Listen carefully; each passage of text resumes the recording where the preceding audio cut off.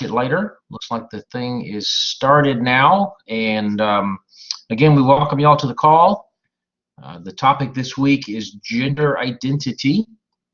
And we will give the microphone to Connor. Looks like Tracy is in the process of joining here. Hang on just a second. Tracy, are you there?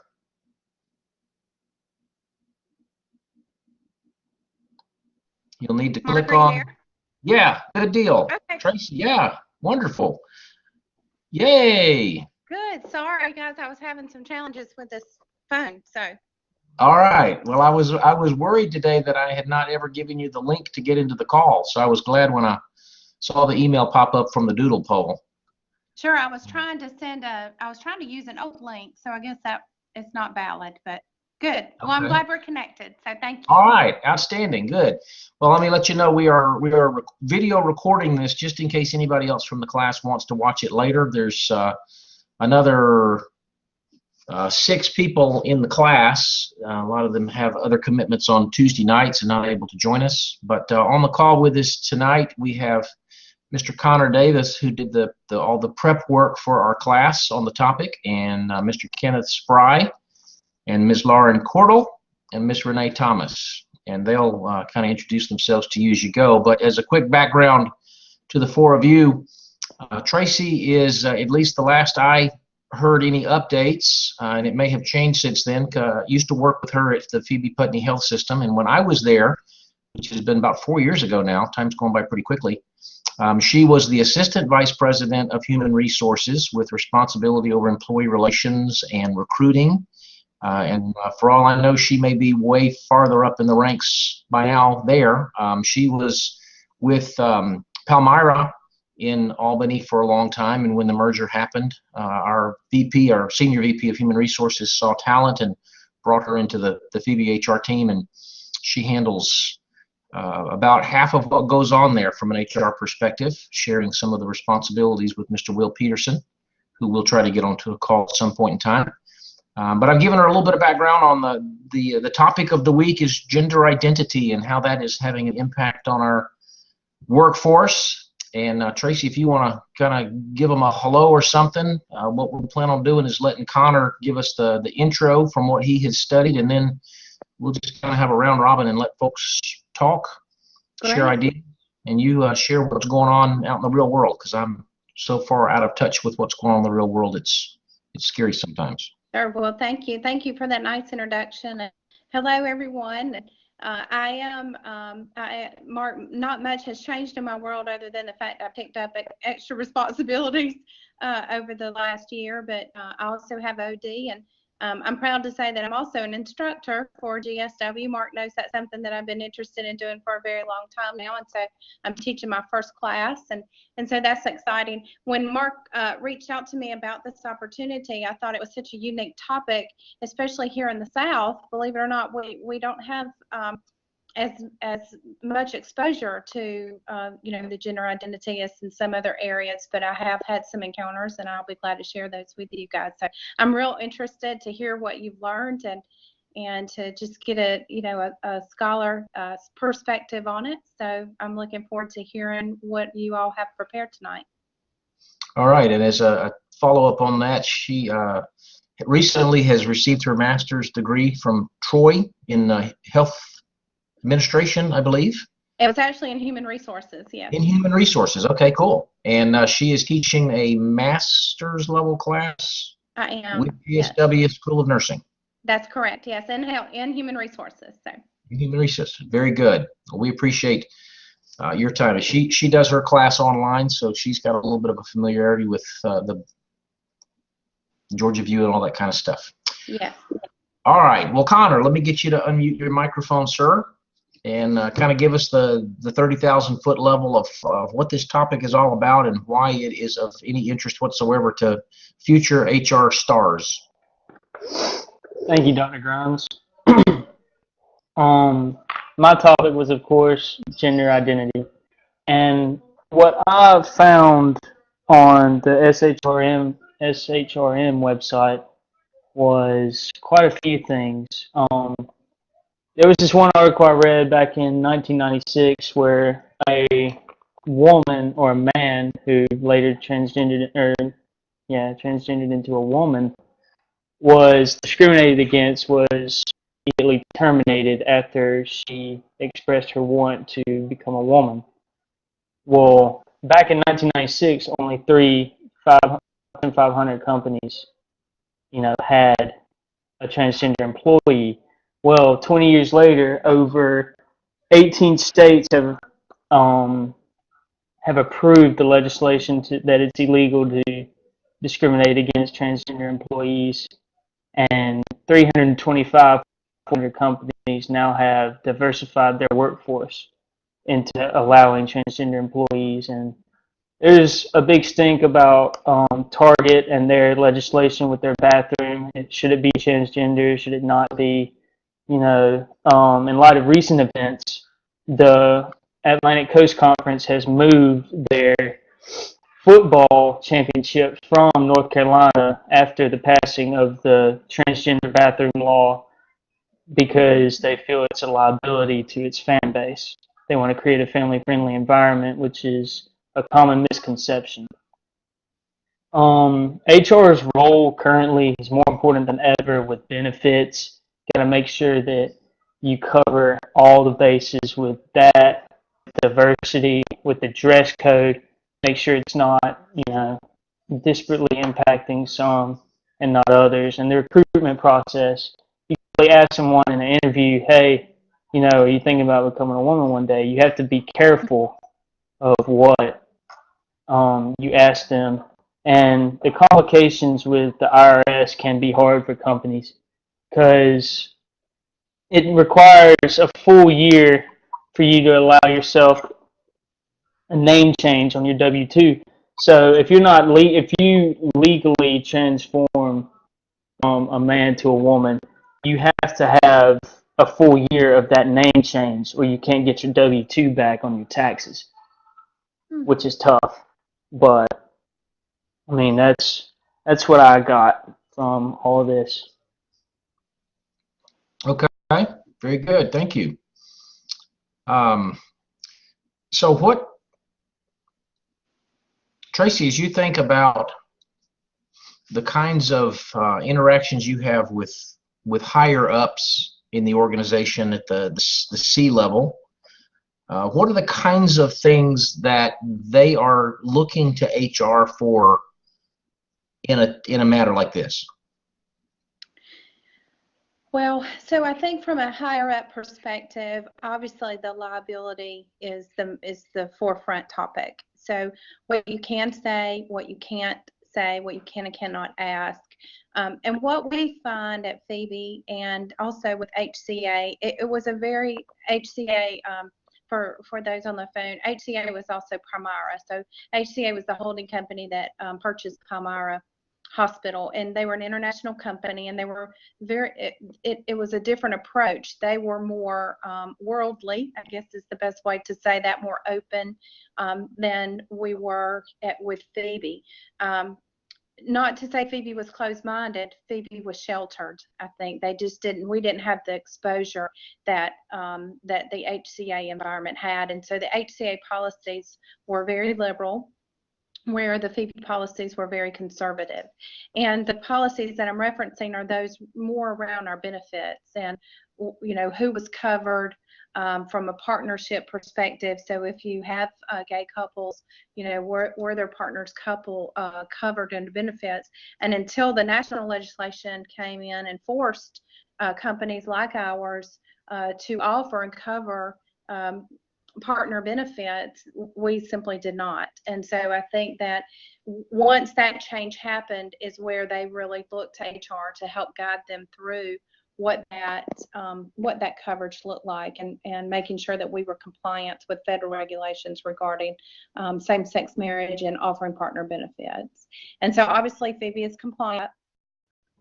I think often our leadership does not know that we have transgender workforce. Most recently, we had a young lady come into the organization. She interviewed and was hired. The hiring leader thought that she was a male. When she presented at the time of hire, She had completed all her new hire documents, all her onboarding documentation, with the male preference and identifying herself as in the male gender, but her driver's license identified her as a female. And so when she, when she came to complete the documents, by law, we are required to list the gender in our HRIS system. We are required to list the gender that's on her federal documentation, which in this case was a birth certificate and her driver's license. And so having to have a conversation with her to say, we recognize that you outwardly, present yourself as a male. However, for the purpose of your compensation and identifying you in our HRIS system, we have to identify you as a female. And she recognized that. She was open to that. There was no argument about that. But she did say that she was in the process of making that change legally. And I just explained to her that when you have that appropriate documentation, come back and we'll be glad to change that documentation for you.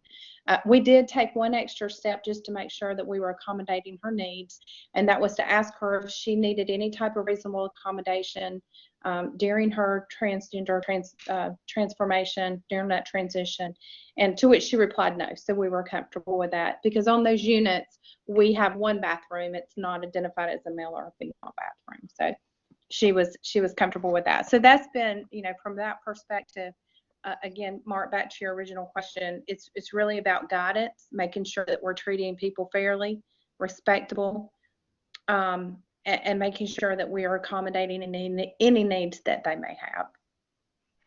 Okay, good.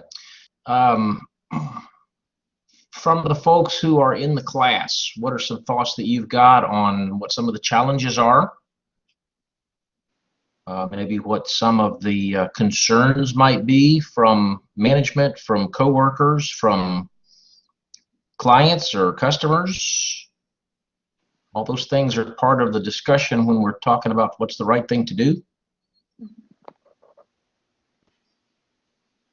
And we'll get you to raise your little hand on that icon there at the bottom. And let's see here. I guess y'all are seeing the chat messages that pop up. Renee, yeah, just we may have folks that have technical problems throughout the call. If you have to drop off and come back on, just kind of come and go as you need to.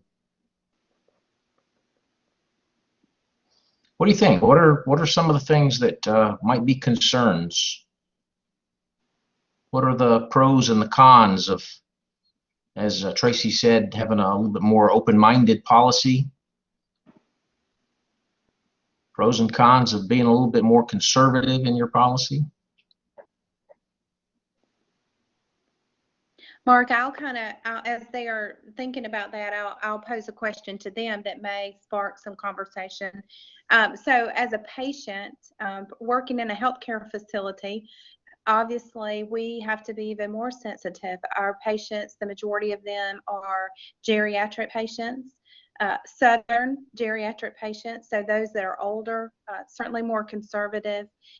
They can be very vocal when it comes to who provides care to them.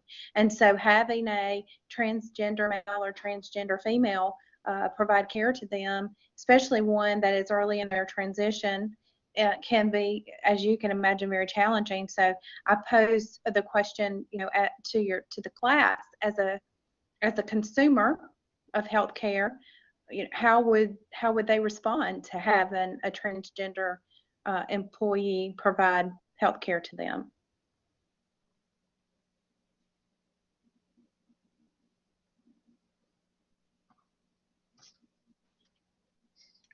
It looked like Lauren started to say something, but I don't have her mic unmuted. Connor, go ahead and unmute your mic and tell us what you got on your mind. I feel like a radio talk show host or something. What I think is, when you have something like that, when you're deep in the Bible Belt like we are, it's hard for older generations to understand the plight and the problems that, say, this younger generation has. They didn't have people wanting to be a different gender. They didn't have, problems like this, and it's hard for them to understand. But I mean, at the same time, to to tell them no, that like we're gonna have this nurse take care of you. They're qualified, and they don't want the health care. Like that's a slippery slope, and I don't really know how you would handle that. Okay. While we're kind of looking to see who else has some thoughts on the matter, I'll share a few. I remember back when I was probably a sophomore in college. That's been a long time ago, way before a lot of y'all were even thought about. I came home from school one weekend and just had very quickly some medical complications develop that kind of built on each other, mostly related to kidney kinds of things. And mom and dad had to take me to the doctor's office, and it was a little bit, not to share too much information that you don't want to hear. It was a circumstance that required the nurse in the office to well, I had to be catheterized. I don't know of any other way to really share that. And that was really my first experience as a grown-up with a female nurse who was those kinds of things, and it was very uncomfortable. But it kind of got me used to the thought that, well, ladies are traditionally your nurses, so you tend to get comfortable with the fact that somebody from the opposite gender is going to have to take care of you in certain uncomfortable kinds of situations. And then maybe you become a little bit uncomfortable with somebody of the same gender, but eventually get used to that too. When it comes to healthcare, whoever's taking care of you is taking care of you, and as long as they do it respectfully, as long as they do it professionally and compassionately, what the gender is probably isn't as big a deal. At least maybe from the younger boomers on down, maybe some of the older ones, but I guess even them are kind of used to, especially the men are used to the ladies being the ones that nurse. The only issue that might come to my mind would be if you're not real sure who they are. But I don't know that really even matters. Healthcare is one of the more closely watched professions in terms of ethics and in terms of not having any gray areas. You do it a certain way. It's prescribed how you do it. And I would think more people would be naturally concerned with somebody taking advantage of them more so than it being this gender or that gender. And as long as, whoever it is that's taking care of me is not abusing me or taking advantage of me or getting sick or anything like that, it's irrelevant. What may be more of concern to people is not from the patient's perspective, but from the coworker's perspective. Mm-hmm. And in a lot of cases, it relates to locker rooms, it relates to bathrooms, and that's what's really at the heart of Charlotte, North Carolina, and at the heart of Target. It's really dressing rooms and locker rooms and bathrooms and fitting rooms and things like that. And I think one of the bigger concerns that we as HR have to give some input in is in those kinds of relationships. My experience with that has really been, especially in the healthcare arena, the employees naturally are compassionate. Many of them. Some of them are not, but many of them are compassionate, and they're very accepting of other nationalities, of other genders, just because their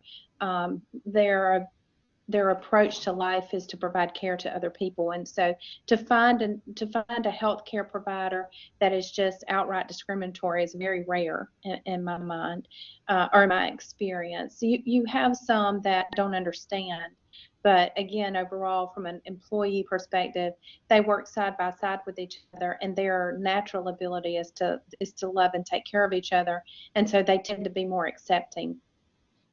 The patient population has not proven to be that. And so from an HR perspective, our first and our foremost responsibility is to the employee and making sure that they are taken care of and that they are not being harassed or mistreated in any way. And so should the patient request a transfer, often we've had to deal with it at least 3 times in my tenure in the healthcare world. The employee, just a conversation with the employee, they understand because they're accustomed to it. We're not removing them from the work environment. We are simply removing them from an environment that could be hostile for them. And so they typically agree to that. They, again, are caring people themselves. They want to provide the best care. If the patient is afraid to call them or reluctant to call them, then that puts that patient at risk, and they understand that. And so the transfer, is always an option, just to switch a patient, give them another nurse, so that, again, focused more on the employee and keeping them out of that hostile and harassing work environment. So just from an HR perspective, that gives you a little bit different, approach to what would you do? Well, the first thing you want to do is you want to let the employee know that there's a reluctance by the patient. And we do that for not just transgender, but if it's a nationality issue, if it's sometimes, especially in our elderly female patients, they are not comfortable with a male nurse. And so sometimes we have to make that switch also.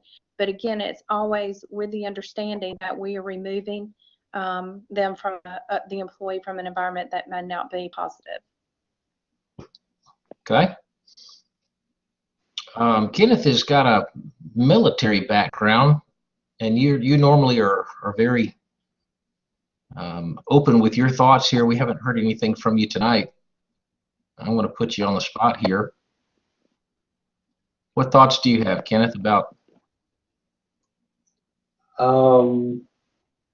I will be honest. The military is just released its new policy on how it's going to handle and manage transgendered service members, and it is so new on the streets that I haven't had an opportunity to digest all of the points and references. But the one thing that I will say, just from a personal perspective, is in regards to the military making this transition, is some of the changes are ruffling a lot of feathers. On the Navy side of the house, something that they kind of done behind the scenes, but in public, but not explained the why, was we, at least on the Navy side of the house, we've been changing uniforms a lot. And I want to say it was about 6 months ago, they decided that all of the female uniforms were going to change to be clones or very slight modification of the male uniforms. The problem with that is, on the officer side of the house, the officers have to buy their own uniforms. I converted over about a year ago, and I spent about $1,200 on the coats, the pants, all of the different pieces that I had to have that were required. So you are changing the policy, and all of a sudden, all of these female service members that are officers now have to buy a brand new sea bag of uniforms that they won't be reimbursed for. So it's causing a little bit of a ruffle amongst service members. Another thing that's happened as of recent is changing of job titles. In the civilian world, it's not a big deal because, you have a human resource specialist. You have a pay and compensation technician, et cetera, et cetera. Well, the Navy decided that they were going to change the names of all of our jobs to strip the term man out of the title, and that has ruffled a lot of feathers because in their attempt to be more receptive to that transgender policy that they put out, you got a lot of culture, 200 plus years of culture that you're attempting to change in a very short amount of time. And not to say that there's an issue with the military transitioning to a transgender friendly facing, but the action into bringing that into play is causing a little bit of growing pains. So from my perspective, it's you're kind of sitting on the sidelines waiting to see how everything plays out. I think it's amazing that we've gotten to the point where, don't ask, don't tell was what I think it went into place 20 years ago, and then it got wiped off the books maybe 10 years ago, and here we are accepting transgender in the fleet. And it's just like, wow, that's a lot of change in a very short amount of time. And here I am in the middle of one of the biggest changes that they've implemented to date. Yeah, a couple of thoughts from what you talked about there. The Don't Ask, Don't Tell was President Clinton, and it was reasonably in force until the early part of President Obama, when he decided he didn't want to defend that, I think. But something that you brought up that's really important to this discussion was when you talked about culture. And I think that's where we are in a lot of regards as a nation. Our nation has proven over 200 years that it accepts a lot of change, but people don't do it quickly. And it seems like this is one topic in particular that's coming very quickly, and folks are very uncomfortable, not so much with the change that's happening, but with the pace of the change. And a lot of folks can deal with pretty significant change if they have the time to kind of think about it and rationalize it and come to terms with it. And a lot of that's not happening right now. We're just seeing things that are happening so fast. So I would ask you, as we're trying to give people the opportunity to rationalize these things, not rationalize in the sense of, is it, how do I deal with something that I don't like, but this is coming, and it's there's some benefit to all these things. What seems to be, I'm trying to figure out how to phrase the question, some of the biggest challenges, the biggest obstacles, maybe not so much with transgenders in the workplace, but some of the ancillary decisions that we make. Let's touch on Target. That's not so much what are we going to do about folks on our payroll, but how are we going to make folks in the community feel comfortable? And if we make certain folks in the community feel comfortable, what are we going to do to make sure that other folks in the community don't feel comfortable?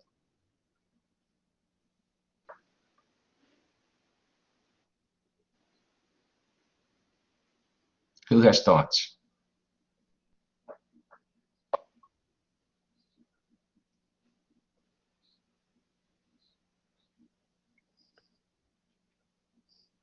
Amy's able to join us. Amy, how you doing?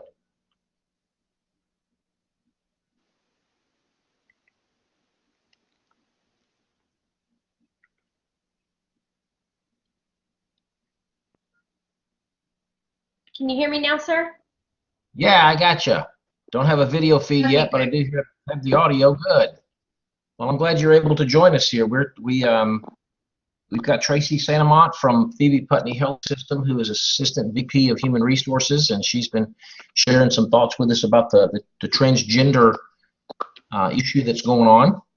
And without having the benefit of anything that's been said so far, let me just pull you right into the conversation. As you've been reading a little bit, what are your thoughts? And let me ask before that, how was your travels last week? It was great. Thank you very much for asking. Good. Glad to have you back. Thank you. Well, to be honest with you, I haven't had a chance really to read too much about it, but probably some of you guys have heard in DOD right now, that's a pretty big hot topic. So at work, that's a pretty big hot topic for us, and how we're going to handle matters when they come about. So right now, DOD is actually creating a policy on how we're going to deal with different personnel matters when the topic of transgender comes up. Such as, like, when do we issue a new ID card to somebody that's in the middle of a transition? So that's pretty interesting. think about, because if somebody's in the middle of transitioning and they haven't changed their name yet, when do you actually, do all the personnel changes? Okay. Tracy, how big of an issue is it at an organization the size of Phoebe, which has probably in the neighborhood of about 5,000 employees? We You do, think it's and a handful? it's not what we have. The stance that we took, as I mentioned earlier, is we issue the ID, which obviously from a health system perspective, we do have ID badges, and we base that content on what is in the system from their driver's license and their national documentation perspective. So birth certificate, driver's license, social security card, those forms of IDs are what we are basing that on. Now, we are lenient, and we have been lenient on the name badge itself. So let's say, for example, if they go by nickname. So our most recent situation is the one I shared with you. She was a female, and she was transitioning into a male. All of her ID, federal ID, indicated that she was a male and had her name on there. She asked for us to put a nickname on her badge, which we typically mark as, we typically do not do that. We typically go by the name that's on the ID, a federal ID, but for this purpose, we made an exception for her. And it wasn't a nickname like Tinkerbell. It was more like, it was more of like a standard name like Adrian. And so that's the name that we did accommodate. She did ask for reasonable accommodation, and we granted that simply because we felt that there was not a reason not to grant that. And so but everything that went into our system was her legal name on her legal documents, taken from her legal documents. And then we, of course, like I said, did make an exception, a reasonable accommodation, by allowing her nickname to be placed on her badge. Okay, and as clarification, this is a female at birth? Yes. Okay. She's a female transitioning to a male. Okay. And she's a nurse, and so we are required by state law for them to wear their ID badge with their name listed and their picture. And so the only exception we made from the ID perspective was allowing her nickname to go on the badge versus a legal name. Okay, and from the perspective of the picture, it's whatever she or he happens to look like the day that the picture's made. That is correct. Yeah, okay. Amy. I have a question. I'm hearing you use the words reasonable accommodation. Yes. So when you say that, are you meaning it in the terms of how we use reasonable accommodation in ADA? Yes. Yeah, very similar. So what we want to do is, from our perspective, from Phoebe's perspective, we want to engage that employee, and we want to make them comfortable, and we want to do that, every way possible. We want their employment while they're with us. We want them to be able to focus on providing patient care, quality patient care, and not necessarily having to worry about minute things that they're already going through, a lot of things personally anyway, and we want their work environment to be as stress-free as possible. So in her case, she did come and meet with me prior to her coming to work and doing the onboarding. She did explain to me that she was going through the transition and that she was almost through that process. She had just begun the legal process. And so I asked her, from our perspective, what can we do? Is there any type of reasonable accommodation that would help her through this transition to prevent any type of discrimination or harassment in our workplace? We want to limit that as much as possible. And so we do refer to, that type of accommodation as reasonable. Now, if she would have come out and, said, the reasonable accommodation is I want you to, have a staff meeting and explain to everybody my transition and that I'm different and all that, I think that would have been a very different conversation. But she was very private about it, and she was respectful of the peer group that she was working with. And she said, I do not want to in any way cause any disruption for them. And I thought that was very kind, very respectful on her part. And so I think she was anxious of how we would respond to that. Living in the South, I think I'm sure she's had challenges. And so we, just as anyone, who has a higher risk of being discriminated against, we wanted to proceed with caution and to show that we were a supportive employer. And in my mind, that was by providing, asking for any type of reasonable accommodation for her. It's All right, good. interesting. Oh, sorry. It's interesting that you mentioned, though, that if she would have asked you to make the announcement to the employees, because my husband's company actually had a situation where somebody was transitioning, and I guess once that person got to the point that they were transitioning to the point where they were going to go by the other gender, their HR actually sent out an announcement welcoming the new person. Oh, And wow. gave like a little brief, scenario that they had been going through this and they wanted to be welcomed. And of course, that obviously had to take that employee's permission. But I thought Sure. that was a very, very interesting concept and angle. Yeah. Well, in that situation, I think, and I've not personally faced that yet. I say yet because it's probably coming. But I think from my approach would be to have a conversation with that employee to say, what would make you feel comfortable? Let's talk about the best way to help you transition from a work perspective. I don't know that I would, in a situation like ours at Phoebe, we do have 5,000 employees, and so that might be a little bit of a stretch. But I could certainly see, if it were needed, to have a group conversation and have an announcement. We want to make that person feel as comfortable as possible. At the same time, we have to be cautious about how it's going to be received. And so we don't want, in my mind, my only reservation about that would be limiting any distractions and disruption in the workforce, because there are going to be some that are not going to be as receptive as others, obviously. And so how would we approach it in a partnered approach that would limit both anxiety on the employee's part that's transitioning and the employees that are receiving, the new employee. So I think, if I had advice from an HR perspective, it would be my recommendation just to approach it together, collaboratively to come up with a solution that's best for the employee as well as for the department.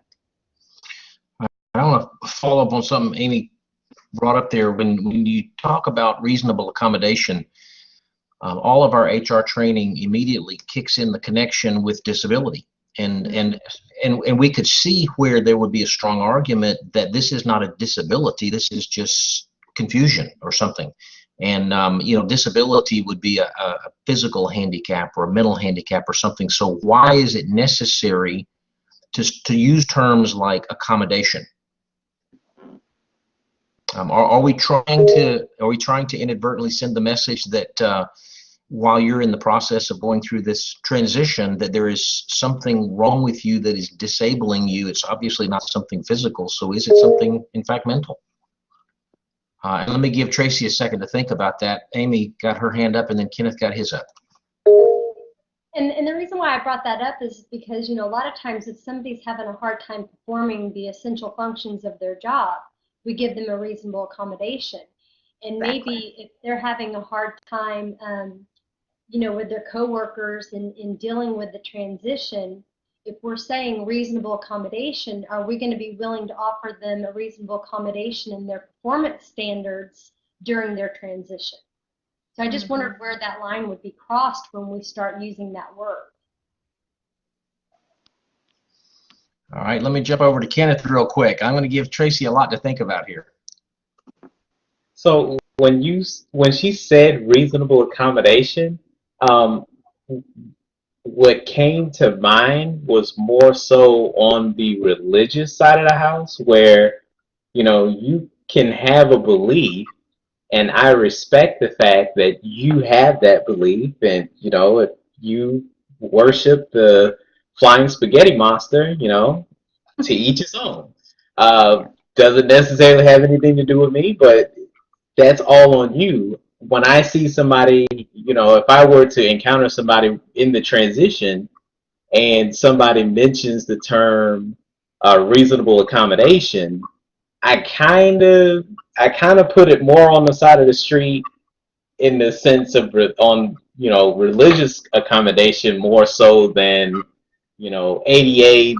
They're disabled. There's something either temporarily or permanently wrong with them. Because what I guess as an HR person, what I wouldn't want to do is make it sound like there's something wrong with you. I need to make sure that I take care of you extra special. Like, yes, to an extent, but not in the context to where they're being made to feel like they're less of a person, so to speak. And I think we're kind of parsing Tracy's words a little bit. Reasonable accommodation may not have been the perfect choice of the words there, but the spirit of that is we want to do what we can to show you that you have value, that you are welcome here, and that we want you to succeed. And how can we make that easier? So let me just kind of jump in there, Mark, and say this. So in our world today, years ago when I started HR, you were exactly on point, where typically the words reasonable accommodation were only associated with any type of disability, where it was a medical disability, a pregnancy disability, something that was attached to the ADA. In the here and now, in the world of HR today, reasonable accommodation has taken on a whole life of itself. It is so much bigger than providing for an accommodation. It is what is an accommodation for you that is reasonable to both of us. And so when we use that term amongst the Phoebe team, we use that very, I guess, very versatile and very fluid. And so it's, again, we focus on what is an accommodation, because we accommodate many, many things. We accommodate schedules, we accommodate single moms, we accommodate new students, we accommodate working students. So we use that very interchangeably in a way that is loose and fluid and not necessarily attached to any type of disability at this point. And so what is an accommodation that is reasonable for both of us? So going back to that original question of where do you draw the line of what is reasonable accommodation when it starts affecting their work environment, I think it's important to say that their work outcomes from their work outcome is it's not reasonable for it to be unproductive or ineffective. And so that's, we look at that and when we would, I hope, manage that appropriately. But there's no accommodation that, in my mind, that is reasonable that accepts a poor work outcome. So I hope that kind of clarifies that a little bit. I think that we as HR leaders and future HR leaders need to move away from reasonable accommodation that's attached to the disability definition, and understand that today's workforce requires us to accommodate. That's what we do. We spend 90% of our time trying to figure out, how am I going to accommodate for this? And again, it needs to be reasonable, not just for us, but for the employee also. I think that is absolutely on point. Our role as HR is to help people succeed, and as people succeed, the company succeeds. That's exactly right. Yeah. What can we do to make it easier for you to succeed, as long as it doesn't create a negative outcome for the people as well? It really starts getting difficult when we are contemplating a particular type of accommodation that is going to have a negative impact on a lot of other people, and we can't start doing some of those kinds of things. Tracy, one thing I want to ask you about is, as you're giving us some details about the example from Phoebe that you've worked with here, I have noticed that you keep referring to the employee as she. At some point, I guess you'll have to start referring to the employee as he. When will that become more comfortable? That may be one of the biggest challenges. I'm sorry, I'm having to plug in, so y'all forgive me as I look for a charger in this house. You can 1,000 chargers and you can never find one when you really need it, right? Absolutely. So just a minute.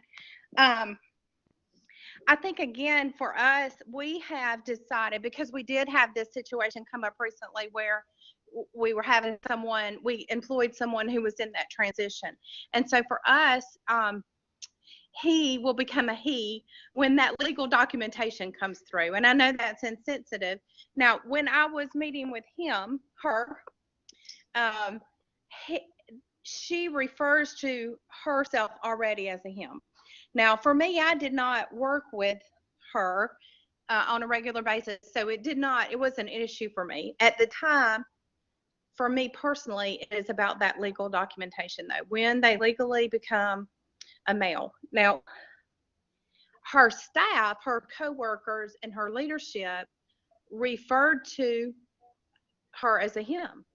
They did, because she presented herself as a him, she interviewed as a him, and that's what she was. So I don't want you to think that I'm insensitive to that. If I were to have to engage with her on a regular basis, I would have respected her wishes to be a him. But in that moment in time, with what I was working with her on, she was in my mind still legally a female, so I refer to her as her. So is that a muddy answer or what? No, no, I can understand completely. I And think you have to be respectful of her or his wishes. So if they are prepared for you to call them a him, then I would suggest you call them a him.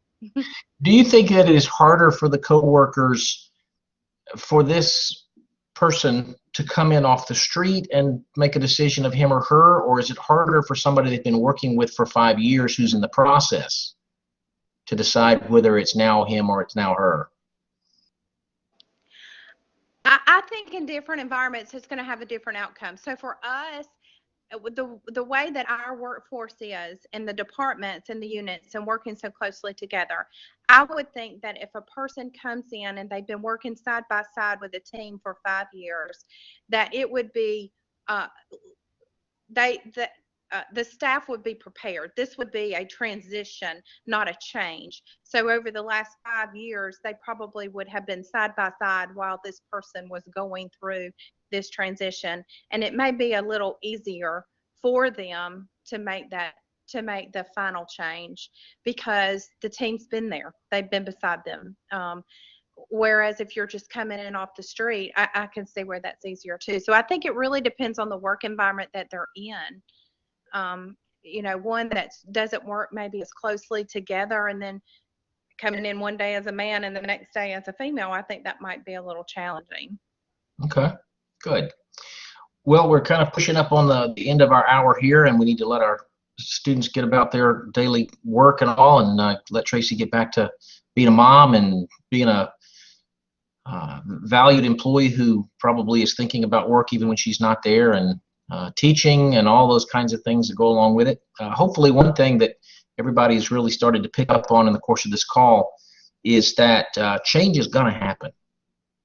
We are fooling ourselves if we think that we have kind of got it settled and we just kind of put it in cruise control now. And while change happens, HR is the one that's going to get hit first. And HR, you got to bet that there are a lot of days when Tracy tries to keep that straight face and not let you know that she's shocked, because HR cannot give the impression that I've never thought about this before, I don't know what to do here. HR's got to have it together, and HR is relied upon to know the answer. We are. And Mark, let me just say one thing that we did not talk about, and that in my final thoughts about transgender is, if you have the capability, if your organization offers EAP assistance, so employee assistance, social, mental, physical, spiritual support, I encourage you to jump on and connect with that resource, not just for yourself, but for the employee, and even bringing EAP resources in to help with the transition, communicating with the staff, answering those difficult questions, talking through some of that anxiety and frustration, uncertainty. If you have those resources, whether it's in the community or through your organization, I encourage you to take advantage of that, because I think I'm a huge employee assistance advocate, and I think that everyone needs transitional support. Okay. Anybody on the call got any final thoughts?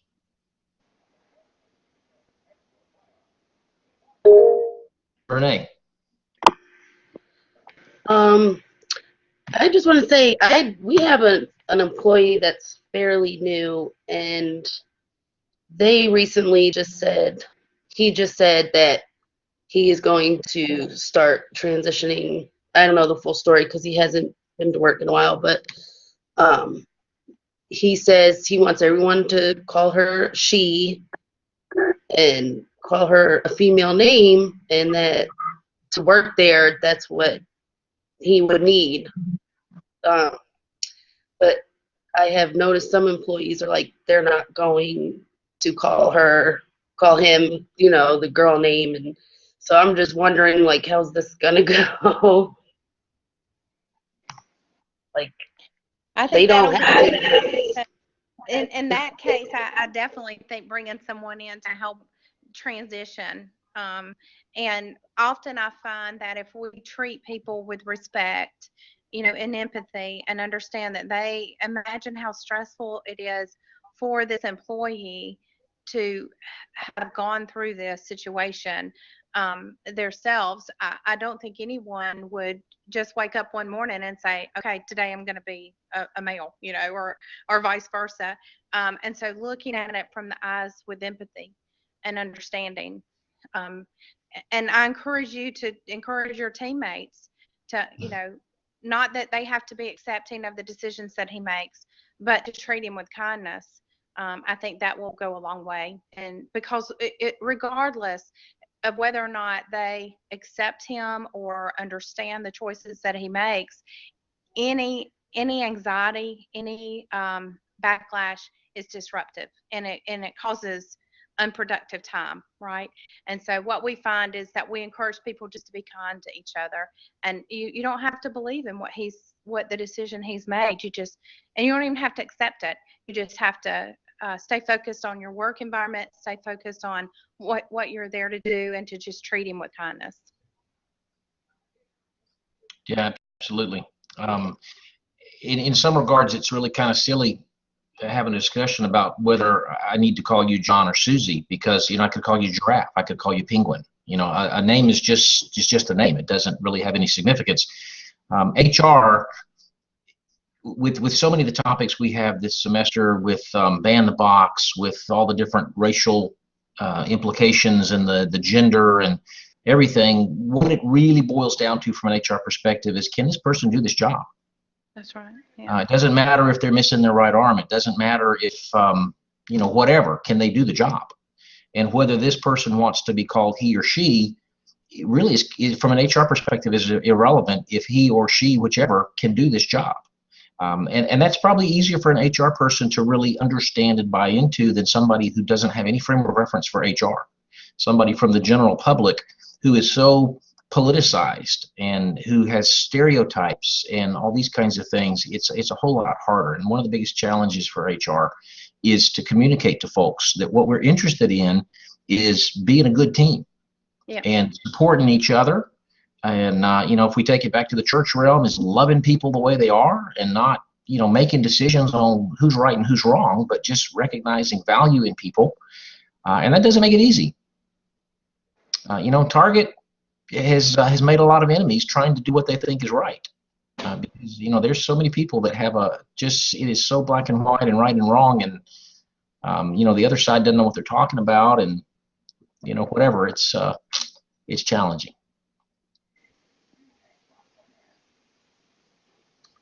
Lauren or Connor, any last thoughts?